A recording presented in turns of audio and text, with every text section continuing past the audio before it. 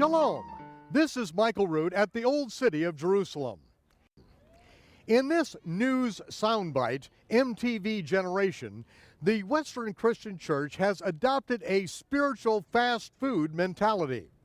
Numbered soundbites called verses are completely wrestled from their cultural, historical, and scriptural context and reinterpreted into absurdity. Since Yeshua declared that obedience to the commandments was prerequisite to entrance into the heavenly kingdom and not just mere confession of Him as Lord, I think that it is an appropriate time to look at a section in Rabbi Shaul's first letter to the Corinthians. His pointed correction is probably more applicable to the believers today than to those to whom it was originally addressed.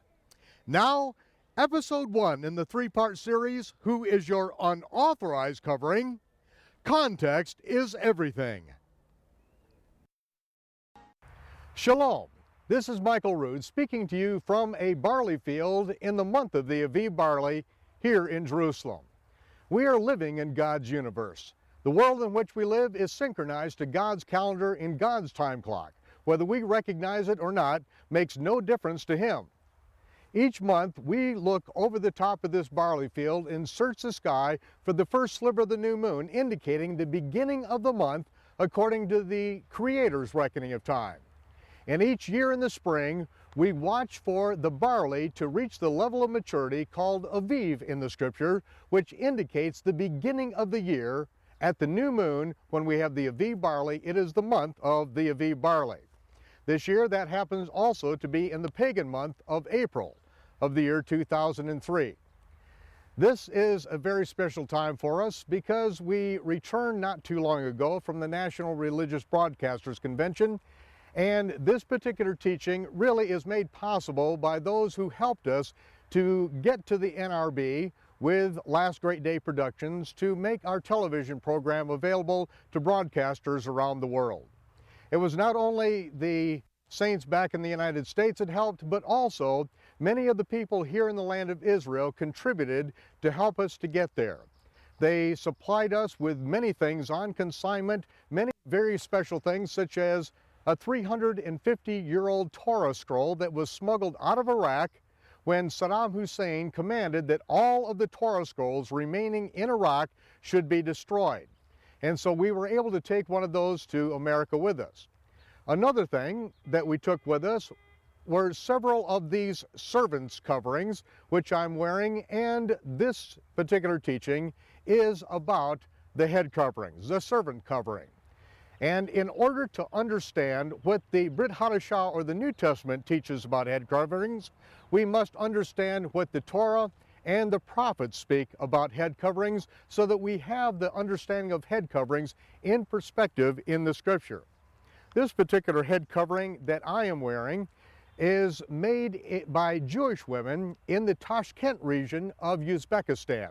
Each one is hand embroidered and is one of a kind. Each one is beautiful, and so we make these and several other antiquities and things of very unusual quality available on our website to the saints who help us in the production of our television shows.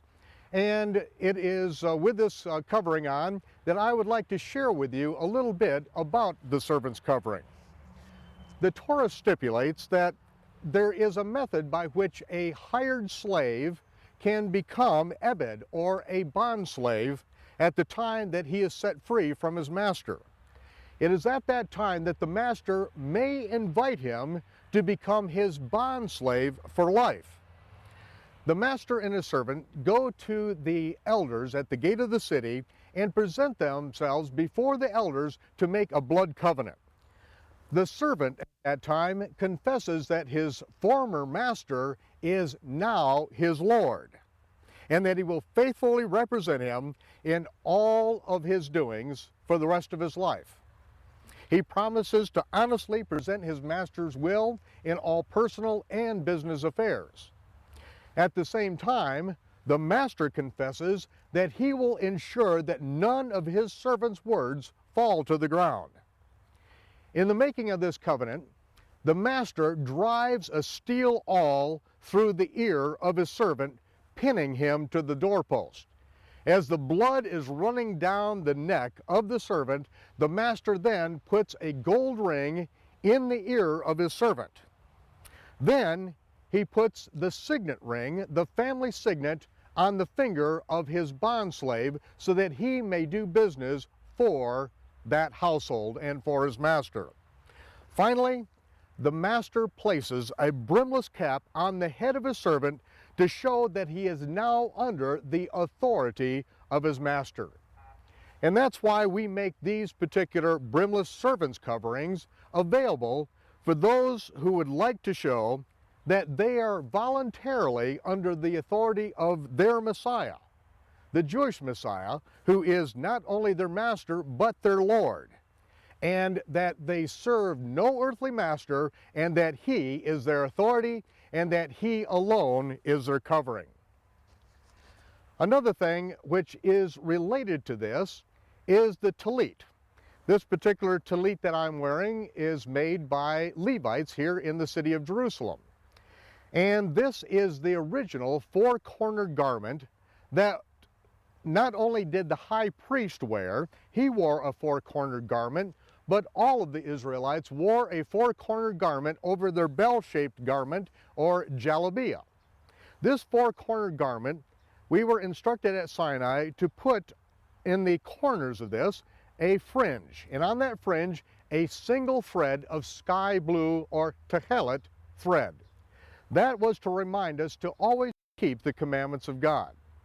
Now, you would ask, how would this possibly remind us to keep God's commandments? This blue is the same color as the sapphire blue throne room, the floor in the throne room of the Almighty, where the elders went up onto Mount Sinai and had a supper there in the presence of the Almighty. And this blue reminds us that even though we do not see our God all the time, yet we are always in his presence and we are always to keep his commandments. This also reminds us that we are always to be ready to give an answer to every man that asks a reason of the hope that is in us, those who ask in meekness and in respect. And so this garment, which we wore for many centuries, finally was replaced after the destruction of Jerusalem, when it really became illegal, so to speak, to be Jewish. This garment, which was always worn on the outside, then became a garment that was put in a bag, folded up, and only brought out at a time when people would be behind closed doors and would pray. And so the modern prayer shawl, I say modern, over 2,000 years old, but this prayer shawl also has the techelet blue tzitzit on the four corners, which again reminds us to keep the commandments of God. And this has been used through the centuries as a personal prayer closet, as a personal tabernacle under which one would pray. We handled these in the 5th episode of A Rood Awakening, which is entitled The Hem of His Garment. We read in the English version of the book of Acts that Shaul supported himself by making tents as he traveled from city to city. But tent making is an impossible occupation for a transient teacher. Tents were not the abode of city dwellers among whom Shaul taught, but the habitat of Bedouin shepherds. Tents were made of heavy goat hair, woven on huge wooden looms by the wives of nomadic herdsmen. They would labor for months to produce a huge tent that had to be moved on the back of a camel. Shaul did not make that kind of tent, nor did he make pop-up nylon mountaineering tents with titanium poles. The Greek word for tent is skene, the common translation for the Hebrew word sukkah, which can refer to either a covering as a dwelling or as a tabernacle for worship. To this very day, the tallit is used as a personal tabernacle for worship, just as it was in the days when Shaul traveled among the synagogues of Asia Minor. As we were preparing for this particular program, Chaim brought up the scripture to me that he said that we really need to address this particular thing because it tells us in the 11th chapter of 1 Corinthians, it speaks about head coverings. And I would like to read that to you. Every man praying or prophesying, having his head covered, dishonors his head. But every woman that prays or prophesies with her head uncovered dishonors her head, for that is even as one as if she were shaven. For the woman, if she is not covered, let her also be shorn. But if it is a shame for a woman to be uncovered, or shaven, or shorn, then let her be covered. For a man indeed ought not to cover his head, forasmuch as he is the image and glory of God. But the woman is the glory of man. For the man is not of the woman, but the woman is of the man. Neither was the man created for the woman, but the woman for the man. For this cause ought the woman to have power on her head because of the angels. Nevertheless, neither is the man without the woman, neither the woman without the man in the Lord. For as the woman is of the man, even so is the man also by the woman, but all things of God. Judge in yourselves. Is it comely that a woman pray unto God uncovered? Does not even nature itself teach you that if a man have long hair, it is a shame to him? But if a woman have long hair, it is a glory to her, for her hair is given her for a covering. But if any man seem to be contentious, we have no such custom, neither the churches of God, or the congregations, or the assembly of God. Now there are several things in here which, as people have read these through the centuries, it's been very difficult to discern what Shaul was talking about, and it is really because we have lost a context that does not allow for us in this culture to readily understand these things. And part of that context is understanding the head covering from the Torah and also the prophets. And what I've seen in my experience in the Western world is that so many times people isolate sentences right in the middle of one of these epistles or letters. They completely take them out of context and then turn them into a doctrinal statement completely removed from the context of the letter, of the scriptures, and we end up twisting the scriptures and destroying ourselves. And so when we think about it, we never, ever receive a letter in the mail from someone. Let's say it's a 5 or 6 page letter.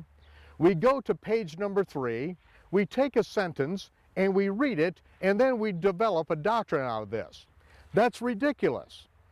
We start with dear so-and-so, and we go all the way through so that we have the context so we can really understand what it is speaking of. And so it is when we read the scriptures. I do not go for this devotional thing where we take a numbered soundbite out of the scriptures, meditate on it, and then go off and do our thing for the day. When I studied the scriptures, I enjoy getting lost in the scriptures, and that's why I really appreciate the Sabbath day, because that day is set aside by the Almighty. He sanctified it, He made it holy, and He asked us to remember it and keep it holy. And so it is on that day that we spend hours and hours reading the scriptures so that we can get the whole context of it. And that is what is so essential in understanding Shaul's teaching concerning the head coverings. When we read Shaul's letter to the Corinthians, his first letter, we have to understand that we're really getting only maybe half of the picture. When I say half of the picture, it's because we do not have the Corinthians letter back to Shaul where they are bringing up these different problems that they're having, in which Shaul then responds and addresses them. We also are completely divorced from the culture of those people and the pagan influences and really their pagan lifestyle that they were all raised in that part of the world. And so without understanding that background, there is so much missing in our day and time. And really, when we open up his letter and we start from the beginning, there are things that are stated right at the beginning that are very, very important. And so I would like to read a little bit of this because we are seeing some of the problems that are developing among the believers there in Corinth, and this is essential to understanding what is happening in the 11th chapter. And so I will begin reading in 1 Corinthians, the numbered soundbite, chapter 1, verse 10, so divided by a Catholic priest who was riding horseback through France many hundreds of years ago. Now I beseech you, brethren, by the name of our Lord, Yeshua, Messiah, that you all speak the same thing, and that there be no divisions among you, but that you be perfectly joined together in the same mind and in the same judgment. For it has been declared unto me of you, my brethren, by them which are of the house of Chloe. And this is very significant here, because the house of Chloe, when we read that, we recognize that the first century believers got together in the homes. That is where all the synagogues started, and that is where the move of the Word of God and the teaching of the Scriptures moved in the first century times. And it wasn't until about the 3rd century that cathedrals were then built, and then another 100 years later, they moved pews in, and then everyone could sit down, be quiet, as the paid professionals up front handled their particular shtick. But in the 1st century, it was an interactive body of believers, and Chloe apparently had written a letter to him and had discussed some of the things that were going on there. And he said this to the believers in Corinth: every one of you that saith, I am of Shaul, and I am of Apollos, I am of Cephas, I am Messiah. Is the Messiah divided? Was Shaul crucified for you? Or were you baptized in the name of Paul or Shaul? I thank God I baptized none of you but Crispus and Gaius, lest any should say that I had baptized in my own name. And I baptized also the household of Stephanas. Besides, I don't know whether I baptized anyone else. For Messiah sent me not to baptize, but to preach the gospel. Now here, that one statement is very important that we understand, again, the context. Because the Messiah said to go out, preach the gospel, and baptize. But in this context, Shaul is saying that, he was there for a specific reason. He was there to teach them some foundational things. He did mikvah a few of these people, but yet that wasn't the main reason that he was there. And we see a problem developing in Corinth where people are dividing up into little camps, into denominational camps. I'm a Shaul, I'm of Apollos, I'm of Kepha. And, he's saying how ridiculous this is, that the Messiah is not divided. What are you doing forming these self-serving denominational cults? Are you going to follow the Messiah, or are you going to follow after these men like stray puppy dogs looking for the big dog on the block? We've got a problem developing here, and we're going to hit it right on, and we're going to see that this continues all through his letter. Because the believers in Corinth come from a pagan background. They come from a Greek mentality.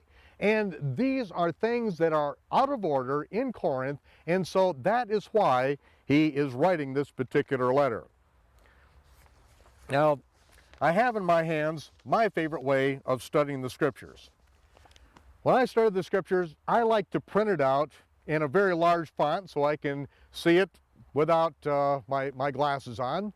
And then I like to draw diagrams. I retranslate words, retranslate sentences. I rework things because I want to be sure that I understand in my language the things that Shaul is communicating.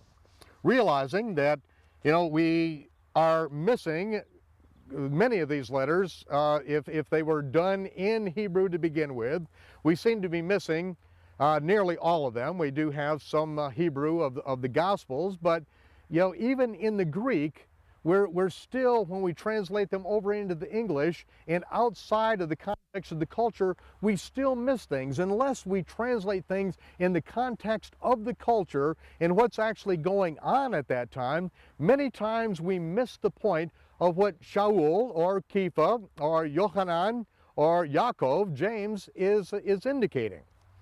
And in the Hebrew language itself, you can have one word that could be translated 4, 5, 6 different ways, or with different English words. And it is so much dependent upon the context. And so that's why I like to work it out this way and to rework it, because I want to understand. Now, first of all, I want to say that when I first worked over this, I tried to prove that what Shaul was talking about here is literally head coverings. Fedoras, Easter bonnets, ball caps, what have you. And I worked on it for hours. I spent at least a half a day working through this, retranslating it, reworking it, attempting to make it fit with this being a literal head covering.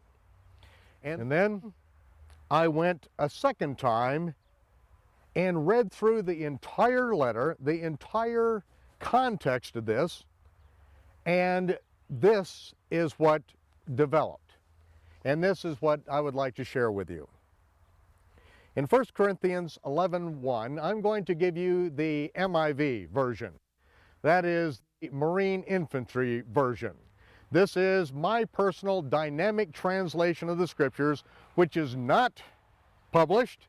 It will never be published because it is simply my attempt at making the Scriptures come alive, making it fit with the context, and to glean what I believe the Holy Spirit is speaking through the prophet, in this case Shaul, to the people, what he's communicating to them, and then how does it fit with our culture today and what we see happening among the believers today. I just read some mail from a gentleman, a fellow former Marine, who said that he had been no-posted from a particular message board because of my particular criticism of the Western Gentile Christian Church in America. And when he agreed with me, then he got a no-posting status, which for those of you who may not be familiar with that term, means that he can no longer offer his opinion on this particular message site, this particular communication.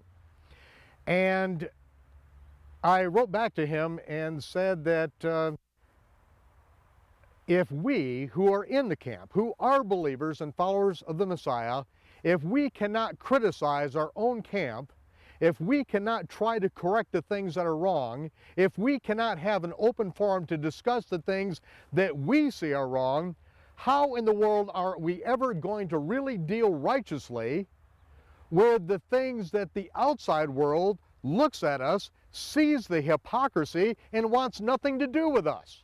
We're just going to close our eyes and pretend that everything is fine while these people that we're supposed to be reaching can see nothing but blatant hypocrisy.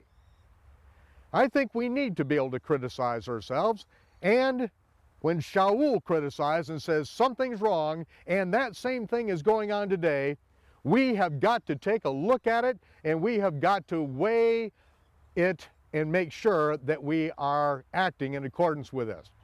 As Yaakov said, that he that looks into the law of liberty is like a man beholding himself in a glass or in a reflection. At that time there were no glass mirrors, they were brass mirrors. They took a piece of brass, highly purified it, and then polished it to where you could see your perfect reflection. And this is exactly what the brazen laver was in the temple. It says that at the time that the tabernacle was built, they took the looking glasses of the women of Israel, melted them all down, and then further purified them, and then cast them into the brazen laver. Then that was highly polished so that the priest, when they would do sacrifice, but as they were approaching the altar, would stop and look at themselves and to see if there were any blemishes on them. See if there was any ash, any blood. And they were to pass before the brazen laver and look at themselves and inspect themselves coming and going. And if there was anything that needed to be addressed, then they were there and they could wash with the waters of purification. And why Yaakov says that it's the law of liberty is that the word liberty means the power to choose.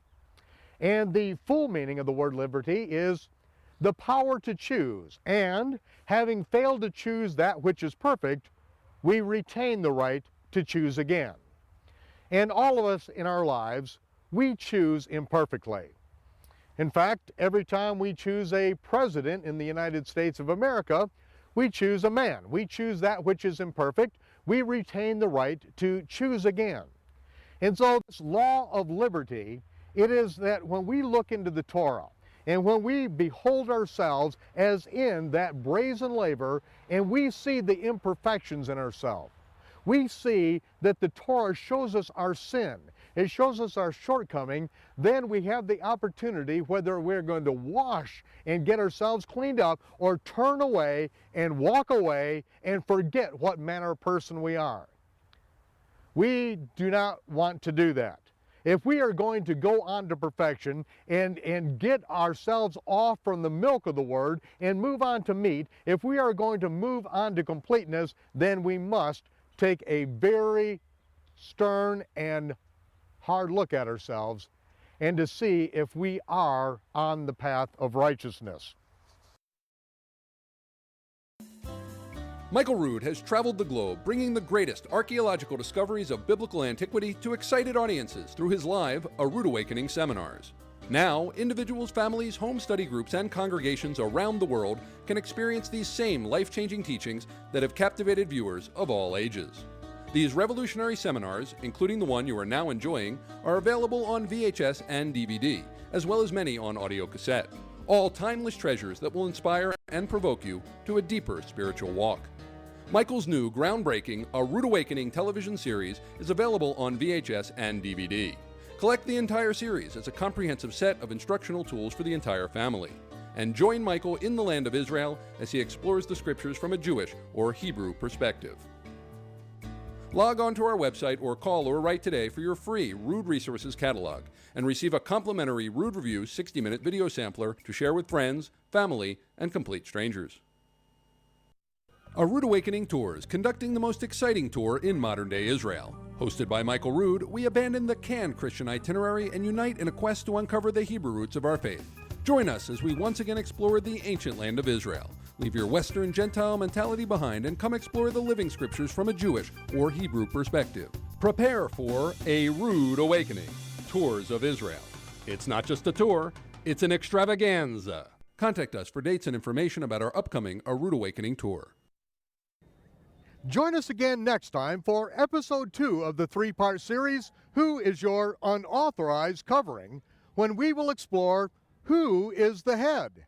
This is Michael Rood from Jerusalem, and I'll see you when the smoke clears.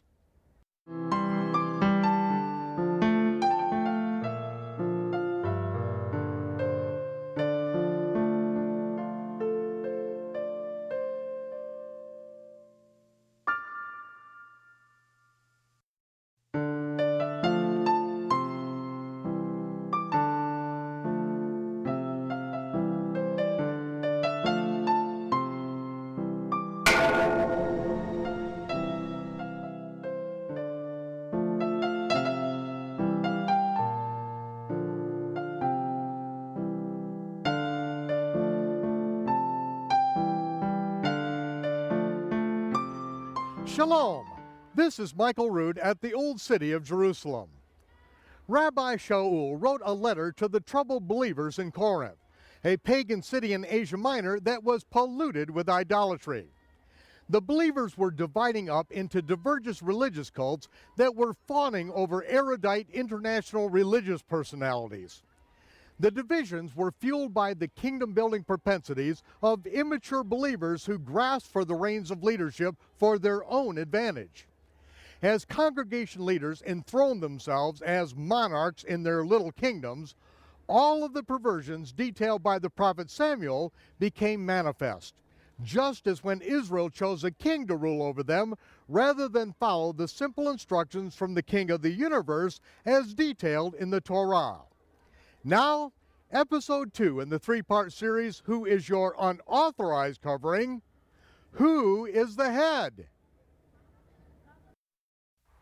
In 1 Corinthians chapter 11, verse 1, we read, "You have got a lot of problems." That is basically the whole context from 1:1 all the way to the first verse of chapter 11. You've got a lot of problems. In fact, There's something going on among you believers that's not even heard among the pagans, that a man is sleeping with his father's wife. We've got some problems here. But now we're going to launch into something different here, and we're going to see what this is. Shaul says, imitate me. Imitate me, Shaul, as I imitate our Messiah, who is the head of the body of believers. First, I praise you, brethren, that you remember me in all things, and keep the instructions and traditions that I delivered to you. But, now but is a contrasting conjunction, but just so that there's no confusion about proper ministry and authority in the body, I want you to understand something. Now, when we take a look at what's going on in Corinth, and these people dividing up into these little cults, personality cults, because some people are naturally attracted to Kepha. Some really like the teaching ability of Apollos. He really makes the scripture come alive to them. Some of them, Shaul raised them in the word, he mikvahed them, and they are his disciples. And there's a contention among these people, and there is a jockeying for position. There is a political maneuvering that's going on in the body of believers that Shaul starts from the beginning and says, this ought not to be so. You ought not to be doing these things. And I want to get something very clear with you. I appreciate that you are attempting to imitate me, but imitate me like I'm imitating the Messiah. I don't want you people dressing like me. I don't want you to wear the same head covering I'm wearing. I don't want a bunch of miniature Shauls running around and everyone trying to be me. It makes me sick. I come to your congregation and everyone's, like Shaulites. I don't like it. Knock it off! No, I appreciate it. You're keeping the things that I delivered to you. You're remembering the instructions that I gave you, the traditions that I laid out for you. This is all good and honorable. But, we are off balance on some things. That's why I have to say, but. I don't want there to be any confusion. I want you to understand that there is proper authority, proper ministry in the body, and so I want you to understand this. The head of the man is the Messiah. He's the head. He's the top. He's the pinnacle. There's no one else. He's the top. I'm not the top. Kepha's not the top. Messiah is the head of the man. The head of the woman is the man. Now the word "the" in English and also "he" in Greek is the definite article. It is the man. It is a particular man.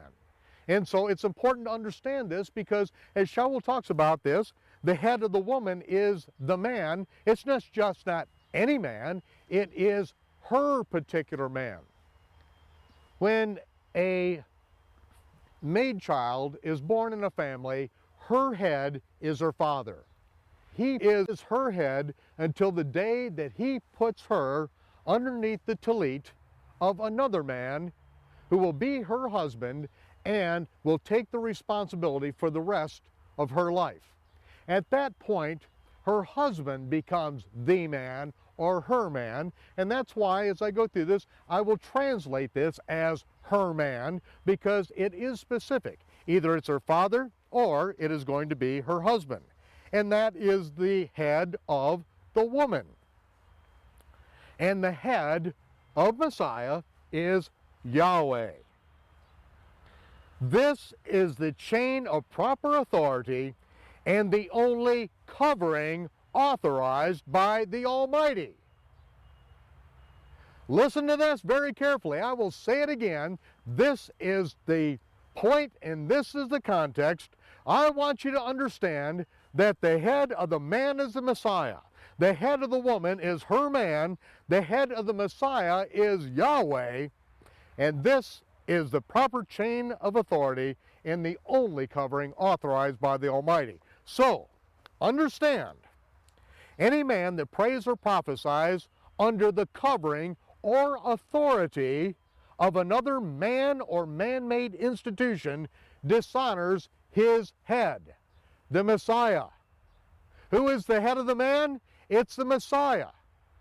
And so if you pray or prophesy under the authority, kowtowing under the authority of another man, you are dishonoring the Messiah. I want you to understand that I, Shaul, am not your head. The man of the house is the head of his family and answers to the head of the body, which is the Messiah.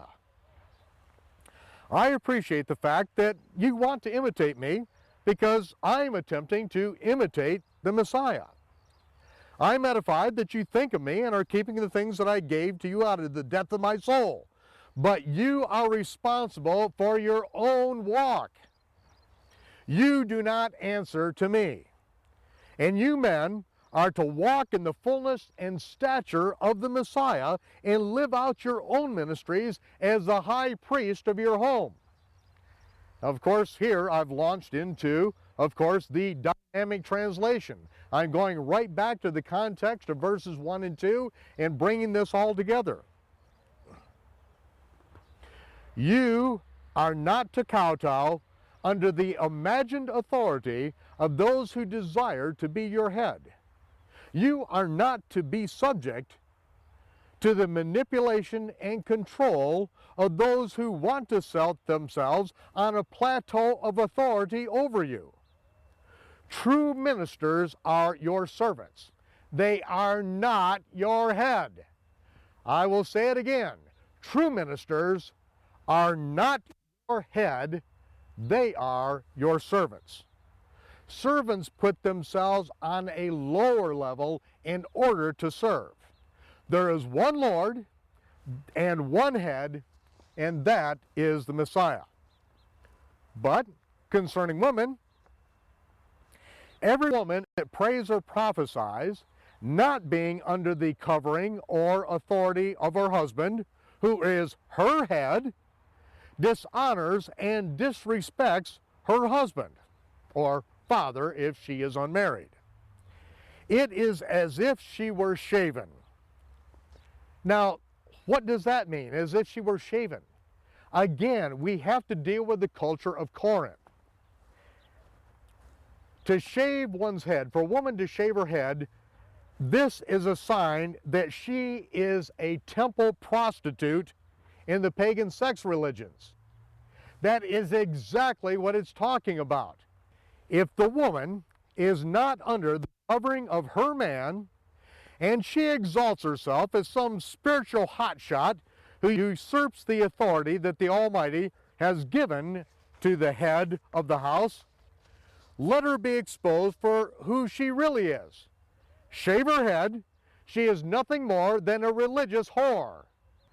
But if you consider it a shame for a woman to have her head shaved, to openly declare her profession as a spiritual prostitute, let her minister under the covering of her husband.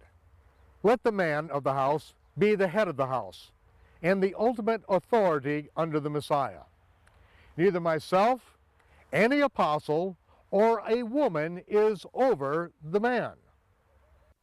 Is it proper that a woman prays to God or prophesies in public when she is not under the authority of her husband? And I put in parentheses, don't we see a tendency to hyper-spiritualization and constantly reported revelations among those who are not under the authority of their father or their husband? Now, I know that there are many very godly women. There are women that I consider to hear from the Heavenly Father on a very dynamic level. But I also see that there is hyper-spiritualization, and the Lord told me is almost epidemic in the Christian world. And it's epidemic here among many of the people we meet in Israel. as if the Lord is constantly chattering away about the most insignificant details, and I really can't understand why the Almighty gives a revelation and people say, the Lord told me, and 2 weeks later the person's doing something completely the opposite, as if the Lord never spoke. You know, the Almighty doesn't speak to me that often, but every time He has, it has been a life-changing experience, and I have stayed on that path for sometimes decades. And so this thing where the Lord is changing His mind all the time, I think those people are just kind of crazy. And I see it a lot among women who are under the authority of neither husband nor father, and they have to be very careful. That's why I believe Shaul says among the widows that, you know, you've got a job to do, and that's to teach the younger women how to keep the home, how to raise the children, how to raise godly children, instruct them on how to discipline their children so that they grow up in the nurture and admonition of the Lord. He doesn't give a whole lot of encouragement to widows, women who are not under the covering of another man, of going out and give these constantly reported revelations all the time. So I think that we have to be very careful. Furthermore, does not nature teach us that a man sporting an effeminate hairdo is repulsive, but a woman with long hair is beautiful? What's the difference? Let me back up for just a moment here. Does not nature itself teach you that if a man have long hair, it is just a shame to him? That's what the King James reads. And I've had many very well-meaning people come up to me, and they just didn't understand why, you know, they sat there and listened to me for 5 hours or for a weekend for 20 hours, teach the scripture, and then they came up and just so confused as saying, well, why do you have long hair? And I respond, I don't have long hair. You apparently are judging me by pagan sun god worship hairdo standards because I don't have long hair. The scripture says that the priest of Zadok, the righteous priest, were not to allow their locks to grow long, nor were they to cut their hair short, but they were to pull their hair. And that's exactly how I cut my hair. I pull my hair. Just as it says that Absalom, who is the son of King David, they pulled his hair once a year, which means that you take all the hair, bring it down to the lowest point on the back of your neck, and everything past your fist you cut off. And what they cut off Absalom weighed about 5 pounds. This kid had a wild head of hair. And the priest of Zadok were told to pull their hair. Don't let it grow long, like a woman. Don't cut it short like the pagan sun god worshipers. And then I respond to them and I say, I do not assume that you are a pagan sun god worshiper because you have a shaved face like the Egyptian sun god worshippers, a shaved head like the Egyptian worshippers of Ra, or the closely manicured hairdo of the Greek pagan sun god worshippers. I judge you by the Spirit, and the Spirit tells me that you're a follower of the Messiah. And so I think that we ought not to judge each other by standards concocted from a Western Gentile or even a pagan sun god worshiping experience. And that's why I have translated this in this particular way. Because 100 years ago, no women all over the earth, no women in any culture cut their hair except for prostitutes. 100 years ago in America, if you were to see a woman with bobbed hair, you knew immediately she's a prostitute. She has sold herself. Now, in the 1920s, when the roaring 20s, the flapper look came in, women bobbed their hair. They looked like prostitutes. It was a rage in the culture then, but finally it caught on, and then afterward, American hairdos for women caught on all over the world. But I have friends in America that from the time they were babies, these women have never cut their hair. And that's the way it was universally around the world as short a time ago as 100 years. The only exception of which I am aware is in the hotter climates of Africa, where it is reported that women shave their head in order to be able to tolerate the heat and because of their very tightly curled hair. But this is not common among many of the people throughout the rest of the world.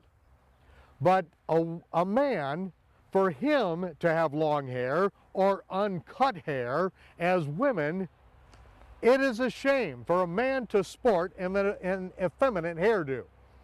Now, there are not a whole lot of people that would look at me and think, well, doesn't he look effeminate? I've had people slow down in cars late at night when they approached me from the back, and as I turned and looked at them, they stomped on the accelerator, smoking the rear tires to get out of there as fast as they could. But let me say that does not nature teach us that a man sporting an effeminate hairdo is repulsive? Isn't it kind of nauseating when a man looks like a woman? It's just something that turns your stomach. It's just the way God created us. We want women to be beautiful. We don't want men to be beautiful. But a woman with long hair is beautiful. What's the difference? A woman was created to be beautiful and to be under the subjection of a man. But a man was created with a burly masculine beard and to be the head of the woman. You know, I used to wake up every morning and I was fighting against God for years. Every morning, as part of my ritual of fighting against God's will for my life, I would scrape my face with sharpened steel instruments, sometimes until my face bled. Morning after morning, I would go through this ritual until finally I submitted to God's will. And I threw my razor away. And from then on, there is no one that ever would mistake me for looking effeminate by any stretch of the imagination. Just as it is unattractive for a man to shave his face and look like a woman, it is unacceptable in the eyes of God for a man to take on the role of a woman by relinquishing his authority to another man or his woman. Those of you who are still scraping your face with sharpened steel instruments each morning, I'm not trying to give you an extremely hard time, but I would like to encourage you to enjoy what the Almighty has given you. There is not a woman on the planet, not even the bearded lady at the sideshow, who can grow a beautiful masculine beard like you can. And if you'd like a numbered soundbite to meditate on during your daily devotionals, consider that the Torah instructs us not to round the corner of our beards. The Almighty wants us to look like men, and He wants us to stand up on our 2 feet and live like men and be the high priest of our home. So enjoy what the Almighty has given you and quit scraping your face with these sharpened steel instruments.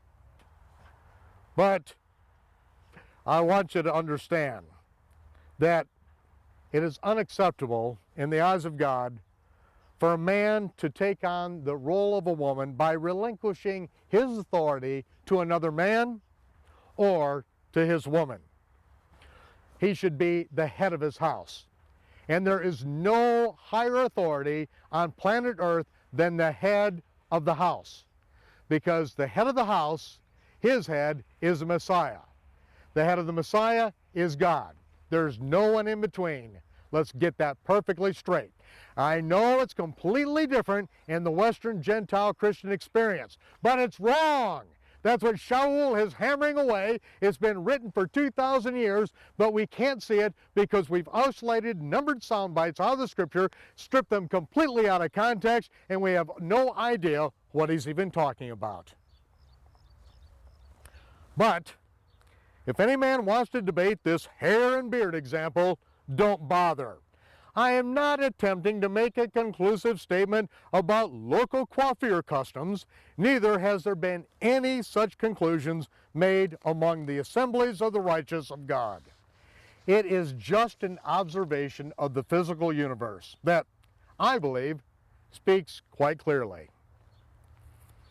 Now, I need to tell you something else that you don't want to hear. When you assemble with the saints, it is not always an edifying experience, but it often is a detriment because of your self-serving attitudes in jockeying for position on the Nicolaitan ladder of success. I know that there are divisions among you, divisions that are being created by those who want to have the preeminence. Some men intimidate and control others. They intimidate others in the congregation and cause them to cower under their political pressure. Some women are completely out of control. They make nonsense prophetic declarations in phony King James English in an attempt to impress others with their spiritual prowess. The purpose of this prophetic showmanship is to usurp the authority that God has given to the head of the house.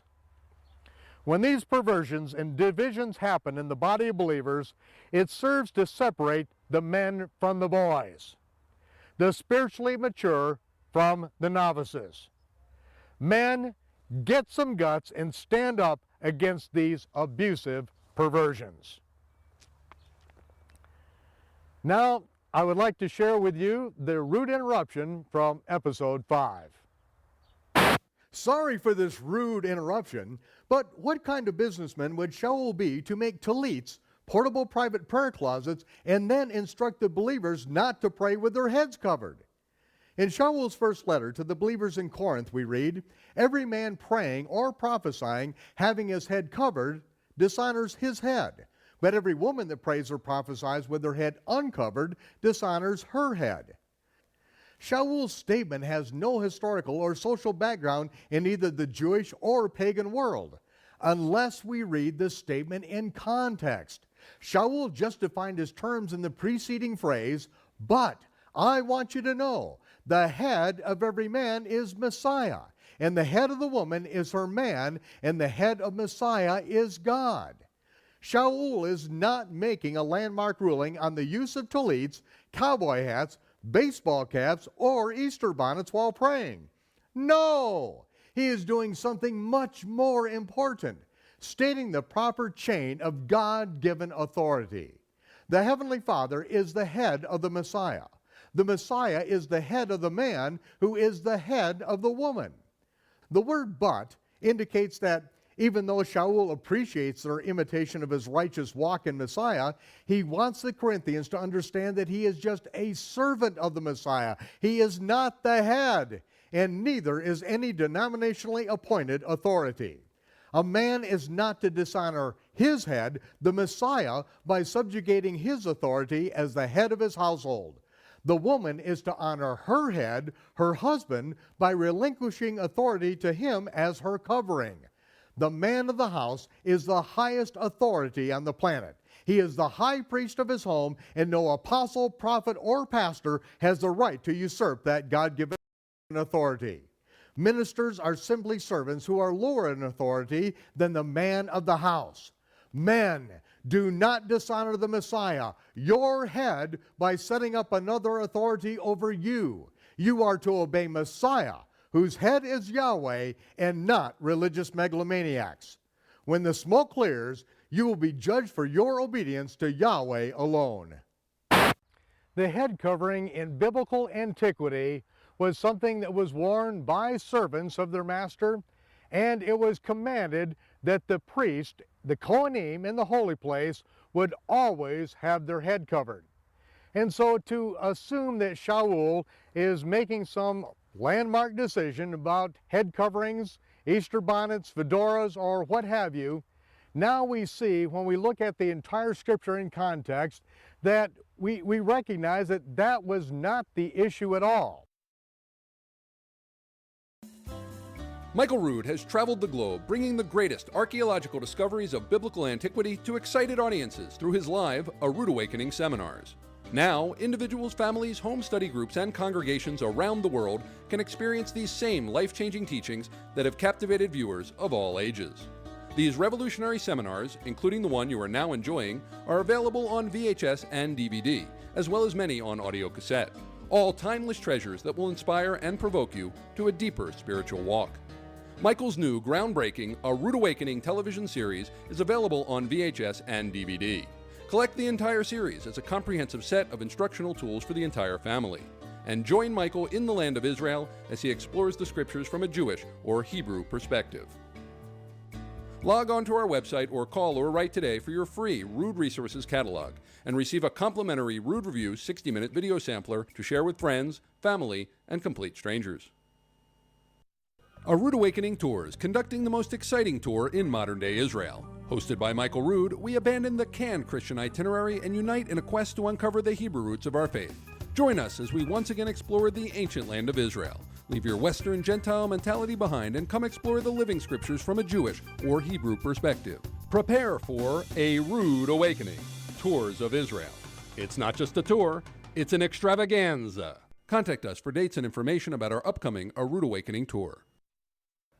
Join us again next time for the conclusion of the three-part series, Who is Your Unauthorized Covering?, when we will explore the kingdoms of the Nicolaitans. This is Michael Rood from Jerusalem, and I'll see you when the smoke clears.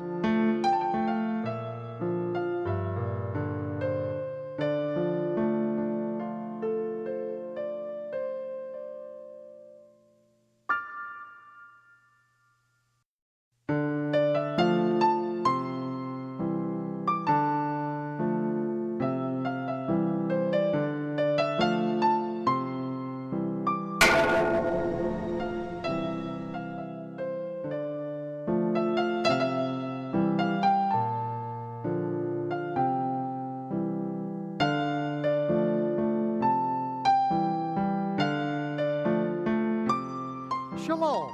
This is Michael Rood in Jerusalem. Rabbi Shaul wrote to the believers at Corinth, "Every man praying or prophesying, having his head covered, dishonors his head." By stripping this verse from its context, the instructions of Shaul become meaningless to the modern believer. We are led to think that this soundbite refers to the practice of wearing hats inside a church building. When this instruction was given, there was no such thing as a church building, and there would not be such a thing for nearly 400 years. The real question is, who is your head? Not what is your hat size? Rampant kingdom-building Nicolaitanism was the problem among the believers at Corinth, not Easter bonnets. This teaching, as with most of our broadcasts, have been truncated to fit the allotted time slot on this network. The full versions of my teachings are available on DVD or video cassette. A free 90-minute video CD catalog of my materials is available to all who write or call. Now, the final episode in the three-part series, Who is Your Unauthorized Covering? The Kingdoms of the Nicolaitans. Imitate me as I imitate our Messiah, who is the head of the body of believers. First, I praise you, brethren, in that you remember me in all things and keep the instructions and traditions that I delivered to you. But, just so there is no confusion about proper ministry in the body, I would have you to understand the head of the man is the Messiah, the head of the woman is her man, the head of Messiah is Yahweh. This is the chain of proper authority and the only covering authorized by the Almighty. So understand that any man that prays or prophesies under the covering or authority of another man or a man-made institution dishonors his head, the Messiah. He is not talking about something that one wears on their head. He is talking about the authority, and he is talking about a problem that is developing in Corinth because these people are not adhering to the words of the Messiah. To illustrate this, we are going to step back into the teaching of the Messiah among his disciples. Then we're going to go back to the prophets for a full context. In Matthew chapter 20, verse 21, we read of an incident when Zebedee's wife came with her two sons, and they were Yaakov and Yohanan, James and John, and it says that she came to the Messiah and worshiped him.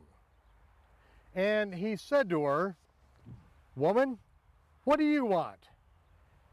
And it's got that edge in the original language. "Woman, what do you want?" It's like he saw through this little charade that was going on here. He cut right to it and said, "Okay, what do you want?" And she said, Lord, grant that my two sons here, Yaakov and Yohanan, that they get to sit one on your right hand and one on your left hand when you enter into your kingdom. And he answered and said, "Woman, you have no idea what you're asking." And he turned to Yaakov and Yohanan and said, "Are you able to drink of the cup that I'm going to drink of?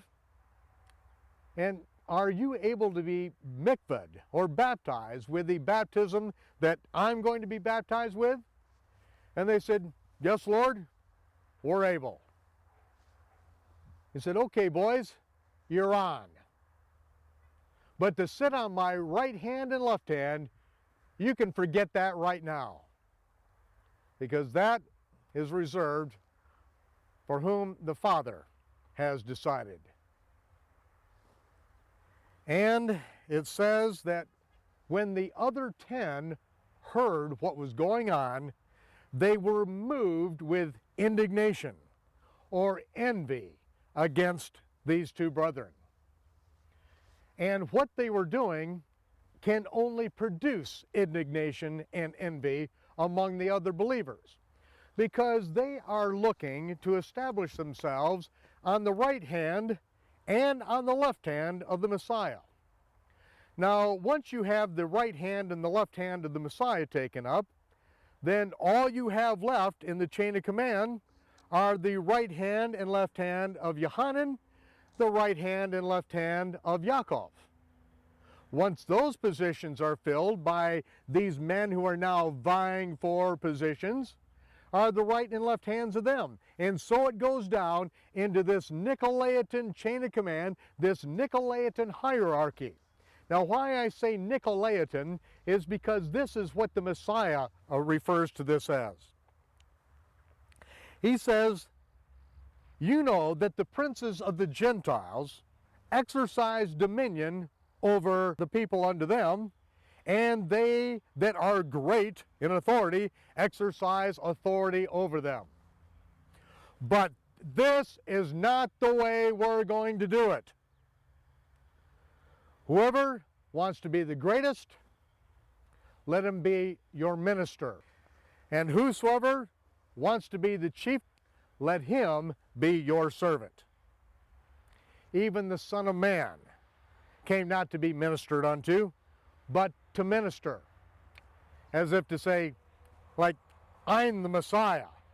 I didn't come to get ministered to. I came to get underneath and to serve everyone. This is the way that we're going to do it.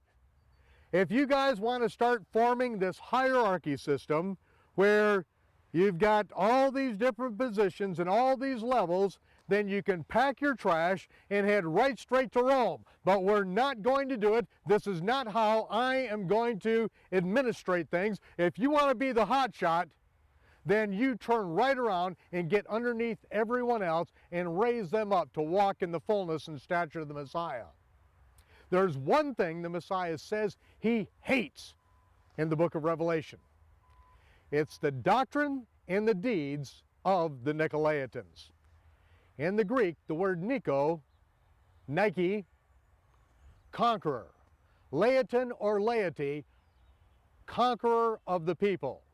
Setting up a chain of command, a hierarchy, an authority that puts men over top of other men. And you see how what this produces is envy. Because now I have to climb over top of other people to climb the Nicolaitan ladder of success. There are people that I subject and I submit myself to for a period of time. And it does instruct us in the book of Hebrews to inspect our education system. We take a look at those who teach and those who labor among us, and we see that there are qualities in the lives of others that we would desire those same qualities in our lives. And so we submit ourselves to them for a time period, and it is a limited submission, a limited subjection. And this is what I teach in all my seminars and have done for years.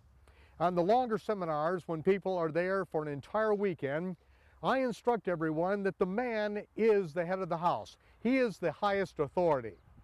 And I am not the highest authority. I may be the person up front speaking, but I'm not the highest authority in the room. I'm a servant. If at any time the man of the house believes that what I am speaking is not the truth, then he has the right to speak to his wife and say, honey, get the kids, we are leaving here right now. And he has every right to walk out of that room because he has submitted himself and his family to my teaching, and if I violate the Word of God, then he has every right to stand up and walk out. And he has that very right to anyone that he submits himself or his family to for any duration of time. Just because one goes to and has been paying a tithe into a particular congregation does not mean that that man has no say-so over his house. And many times pastors in churches actually take on the role of the husband, and many times I have seen so many sick perversions where pastors have told the wives to disobey their husbands, and they have in fact become the surrogate husband to that particular woman. I would like to take you back to Ezekiel. And the prophet Ezekiel says in chapter 13, and we'll begin with the 18th verse, thus saith Adonai Yahweh, woe to the women, and it is in italics, which means that it is not in the original text. Woe to those that sew pillows to all armholes, or literally the elbows of the sleeves. Woe to those who are making pillows for the elbows of the sleeves to make everyone comfortable, or in our day and time, who are making real nice cushions for the pews, getting everyone to relax. Everyone's at home. No one needs to get ruffled up. We've got a real nice, smooth, easygoing message for you. Something to make you feel real good. About a 20-minute to 30, maybe a 40-minute feel-good message, and then you're on your way. You'll be out of here by 12 o'clock and down at the local restaurant to have your lunch on time. Everything's going to go smoothly. Woe to those who sew pillows to the sleeves for comfort and make kerchiefs or coverings on the heads in recognition of submission upon the head of every stature or every authority. And who is the authority? The man is the authority, the head of his house. Woe to those who are making everyone real comfortable and then making kerchiefs or coverings on the heads of those who should be in authority to hunt or craftily subdue souls. Will you hunt the souls of my people? And will you save the souls alive that come unto you or submit to you? And will you pollute me among my people for a payoff of handfuls of barley or for pieces of bread, in order to slay the souls of those that should not die because they really are righteous? These people shouldn't die in the tribulation and what's going to be happening when you are taken into captivity, when God's judgment comes on the land.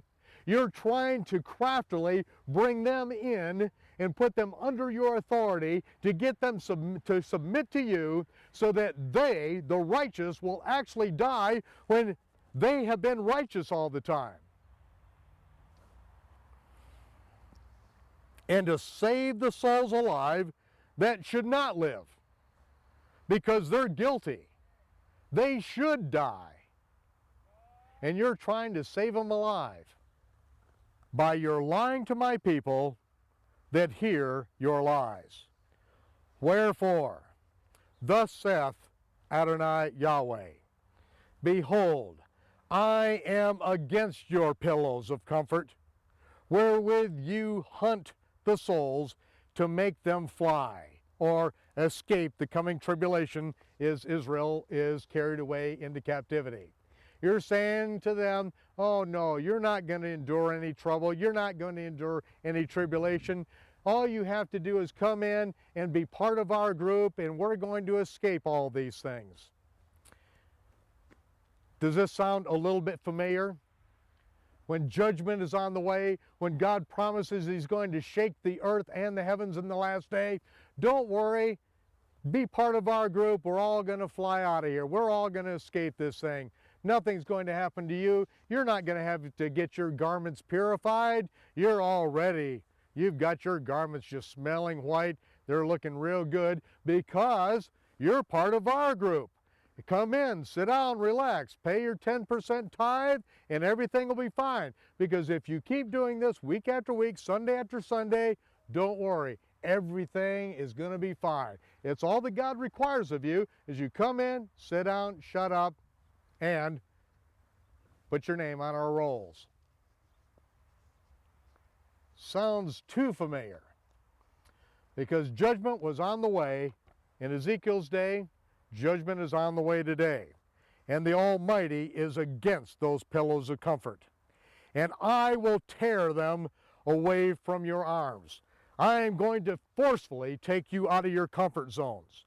And I will let the souls go.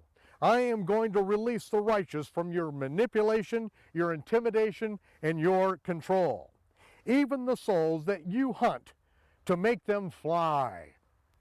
Of course, nobody flies. He's talking about a miraculous escape from the judgment that is coming upon the land. Your kerchiefs, your symbols of your authority over men, I am going to rip off their heads. And I'm going to deliver my people out of your hand. And they shall no more be in your hand to be hunted. And you, trespassers, you false shepherds, you are going to know that I am Yahweh. Because with lies you have made the heart of the righteous sad, whom I've not made sad. Those who are trying to do the right thing, you have been afflicting them.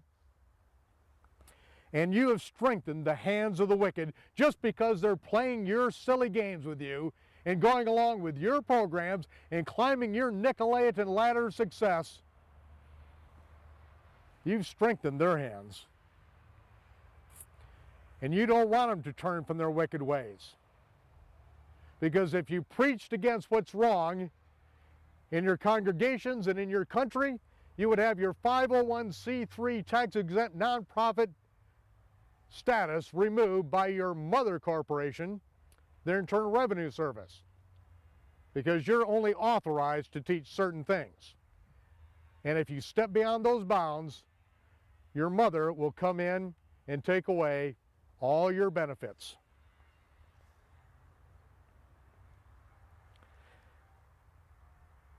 You have promised them life when I have already determined judgment to them. Therefore, you will see no more vanity. You're going to see no more of this prosperity that you have been preaching. And you're not going to see any more divine divinations or fortune telling. The prophets speak of fortune telling and soothsaying, which is the job of what most people call prophets in America, are those who tell soothing sayings about people's future fortunes. There's going to be no more of this lying divination. You're not calling the people to righteousness. You're strengthening them, and you're encouraging them to continue on in their pagan sun god worship rituals, when I have said, do not do the things that the heathen do and say you're doing it for me.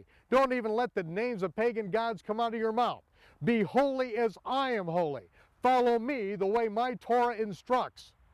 But yet, you have said, you don't need to do that. All you have to do is be part of our group and everything's fine.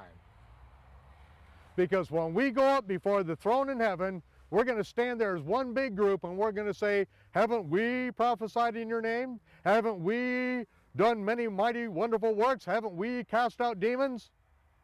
And don't worry, you're going to be in, because we, this big group, we all get in. I will deliver my people out of your hand, and then you will know that I am Yahweh. In closing, I would like to read the 34th chapter of Ezekiel, which gives us even more detail concerning why there is judgment, there's tribulation coming. The word of Yahweh came unto me, Ezekiel, saying, Son of man, prophesy against the shepherds of Israel. Prophesying, saying to them, Thus saith Adonai Yahweh unto the shepherds, Woe be to the shepherds of Israel that feed themselves. Shouldn't the shepherds be feeding the flocks? You eat the fat, you clothe yourselves with the wool, the fine Italian wool suits, 3-piece. You kill them that are fed, but you feed not the flock. The diseased have you not strengthened, neither have you healed that which was sick, neither have you bound up that which was broken, neither have you brought again that which was driven away, neither have you sought that which was lost. But with brute force and with intimidation and manipulation you have ruled and controlled them. And they were scattered. My real sheep, they were scattered, because there's no shepherd among you. And they became meat to all the beasts of the field. The wolves came in and devoured them, and they were scattered. My sheep wandered through all the mountains and upon every high hill. Yes, my flock was scattered upon all the face of the earth. And there wasn't one of you that went after them. You wanted them all to come in and sit down in your comfy, cozy places, but you wouldn't go out there because they derided you for your hypocrisy. Well, I'm deriding you for your hypocrisy. I'm sick and tired of your religious dog and pony shows. These people are out there because they are tired of what you've got going on inside this building. I'm tired of it.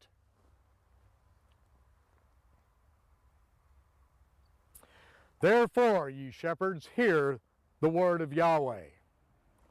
As I live, saith Adonai Yahweh, surely my flock became a prey, and my flock became meat to every beast of the field, because there was no shepherd. Neither did my shepherds feed the flock, but the shepherds fed themselves and didn't feed my flock. Therefore, you shepherds, hear the word of Yahweh. Thus saith Adonai Yahweh, Behold, I am against the shepherds, and I will require my flock at their hand. You are responsible. I will cause you to cease from feeding the flock. Neither shall the shepherds feed themselves anymore, because I'm going to deliver my flock out of their mouth. I'm going to empty your places out unless you get in righteous alignment with me. It's all over but the crying, because when he shakes things, these people will be shaken and delivered out of your mouths. If you're feeding yourself and not them, things are going to change. I will both search my sheep and seek them out. As a shepherd seeks out his flock in the day that he is among his sheep that are scattered, so will I seek out my sheep and will deliver them out of all places where they have been scattered in the dark and cloudy day. And I will bring them out from the people and gather them from the countries, and will bring them to their own land and feed them upon the mountains of Israel, by the rivers, and in all the inhabited places of the country. And I will feed them in a good pasture, and upon the high mountains of Israel shall their fold be. They shall lie down in a good fold, and in a fat pasture shall they feed upon the mountains of Israel. This is a messianic prophecy. This is what the Messiah said he would do. He would go and reach out into the hearts of the lost sheep of the house of Israel. I will feed my flock. I will cause them to lie down, saith Adonai Yahweh. I will seek that which was lost, and bring again that which was driven away, and will bind up that which is broken, and will strengthen that which was sick. But I will destroy the fat and the strong. I will feed them with judgment. As for you, O my flock, thus saith Adonai Yahweh, behold, I judge between cattle and cattle, flocks and flocks, between the rams and the he-goats. Does it seem a small thing to you that you have eaten up the good pasture, but now you tread down with your feet the residue and stomp it into the ground? You have ripped up the good pastures. You have drunk of the deep waters, but now do you insist on fouling the rest of the water with your feet? As for my flock, they eat what you have trodden down with your feet, and they drink what you have fouled with your feet. Therefore, I, even I, will judge between the fat cattle, the fat sheep, and the lean sheep. Because you have thrust with side and with shoulder, you have pushed all the diseased with your horns till you have scattered them abroad. Therefore will I save my flock, and they are not going to be a prey to you any longer. I'm the one that is going to do the judging, and I will set up one shepherd over them, and he shall feed them, even my servant David. He shall feed them and shall be their shepherd. And I, Yahweh, will be their God, and my servant David a prince among them. I, Yahweh, have spoken it. Come back to what the Messiah said, to follow him and him alone. Subject ourselves under his authority, as he is calling at this time, follow me, follow me. Don't follow men, follow the Messiah, whose head is Yahweh. Yahweh bless you and keep you. Yahweh make his face to shine upon you and be gracious unto you. Yahweh lift up his countenance upon you and give you his peace.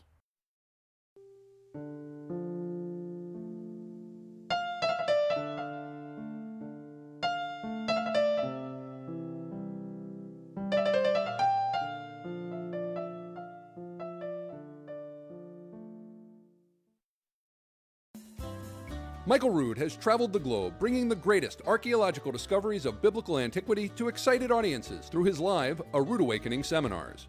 Now, individuals, families, home study groups, and congregations around the world can experience these same life-changing teachings that have captivated viewers of all ages.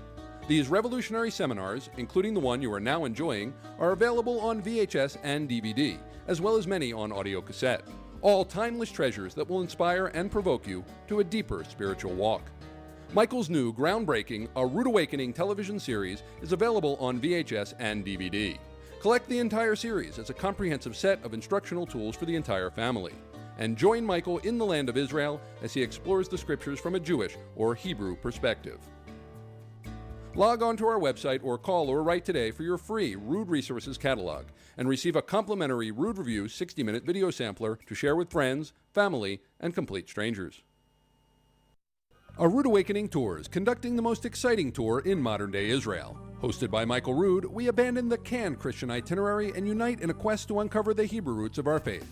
Join us as we once again explore the ancient land of Israel, Leave your Western Gentile mentality behind and come explore the living scriptures from a Jewish or Hebrew perspective. Prepare for a Rood awakening. Tours of Israel. It's not just a tour, it's an extravaganza. Contact us for dates and information about our upcoming A Rood Awakening tour.